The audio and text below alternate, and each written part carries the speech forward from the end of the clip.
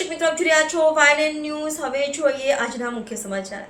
અમદાવાદ વિમાન દુર્ઘટનામાં મૃત્યુ પામેલા લોકો પ્રત્યે પ્રધાનમંત્રીએ શોક વ્યક્ત કર્યો. પ્રધાનમંત્રીએ દુર્ઘટના સ્થળની મુલાકાત લીધી. દુર્ઘટના પછી અથાગ મહેનત કરી રહેલા અધિકારીઓ અને ટીમને મળ્યા.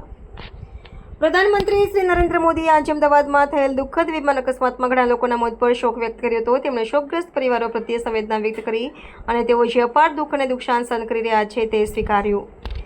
આજે પહેલા શ્રી મોદી અમદાવાદમાં અકસ્માત સ્થળની મુલાકાત લીધી અને પરિસ્થિતિનું પ્રત્યક્ષ મૂલ્યાંકન કર્યું હતું. તેમણે આપત્તિ પછી અથાગ કામ કરી રહેલા અધિકારીઓ અને ઇમરજન્સી રિસ્પોન્સ ટીમ સાથે મુલાકાત કરી હતી.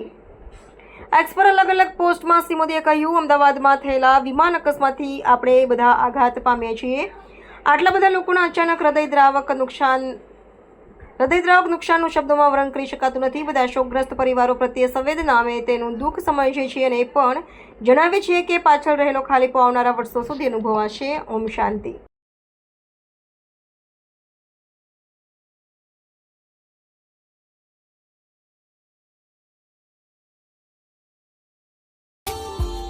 Subscribe now and press the bell icon.